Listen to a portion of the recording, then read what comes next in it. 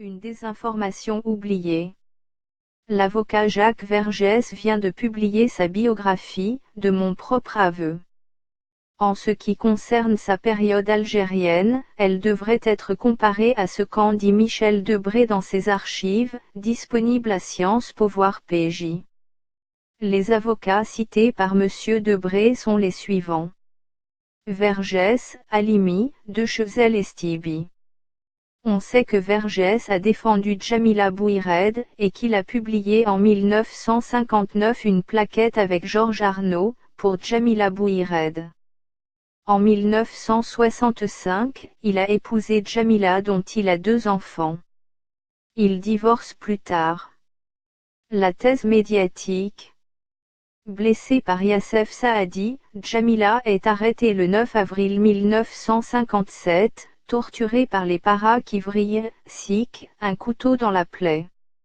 Elle est dénoncée par le chimiste Abderrahman, et par Djamila Bouaza pour le dépôt d'une bombe au Milk Bar. Ses aveux sont démentis par ses avocats. Elle est condamnée à mort le 15 juillet 1957.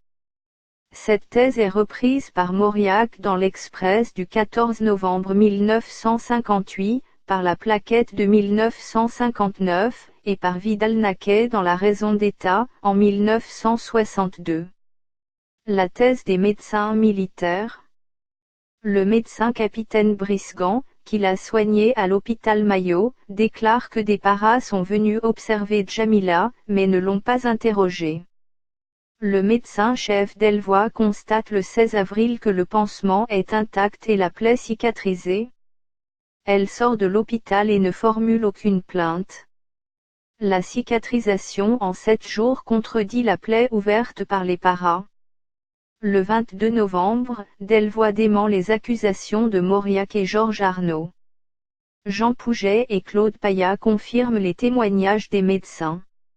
Le reportage de Jean Lartegui. L'intransigeant du 11 avril 1958. Lartegui visite le 4 avril 1958, à un an plus tard, les condamnés à mort à la prison de Maison-Carrée. Il rencontre Djamila Bouhired qui déclare avoir été torturée, ce que dément le colonel Godard. Zora Drif reconnaît que la torture n'avait plus cours quand elle a été arrêtée en septembre 1957. Djamil Bouaza accuse Djamila Bouhired de lui avoir remis une bombe pour la rue Michelet. Témoignage de Graziani. Lartegui rencontre le capitaine Graziani qui a interrogé Djamila Bouhired le 17 avril 1957. Traité par elle de salaud et de colonialiste, il lui a envoyé 2 gifles. Elle dévoile alors 3 caches où se trouvent 13 bombes et dénonce Djamila Bouaza. Graziani l'invite à déjeuner aux messes des officiers. Elle lui est attachée et ne veut plus le quitter. Elle lui déclare « Je ne serai pas guillotinée, je serai libérée par mon peuple et deviendrai une héroïne nationale. » Ce qu'elle deviendra en effet. Par lettre du 19 avril 2012, elle revendique son passé de moudjahidate, et demande des fonds au gouvernement algérien pour être soignée en France. La plaquette de Georges Arnaud et de l'avocat Vergès. Pour Djamila Bouhired. Publiée en 1959, cette plaquette est contredite par le conseiller juridique du commandant en chef. Selon lui, le jugement s'est déroulé de façon légale, l'avocat a pu s'entretenir avec sa cliente. Aucune atteinte n'a été portée aux droits de la défense. Les aveux de Djamila ont été transmis au Conseil supérieur de la magistrature. Les 2 bombes déposées par Djamila ont fait 4 tués et 88 blessés. 13 bombes ont été récupérées sur ces indications. Leçon d'histoire. Nous sommes en face de témoignages contradictoires, Vergès et Mauriac contre Debré et Graziani. Chacun les croira en fonction de sa sensibilité. La commission de sauvegarde du président Patin n'aborde pas l'affaire Bouhired. La consultation des archives du Conseil supérieur de la magistrature s'avère souhaitable. Est-ce possible? Général Maurice Fèvre. 22 mars 2013.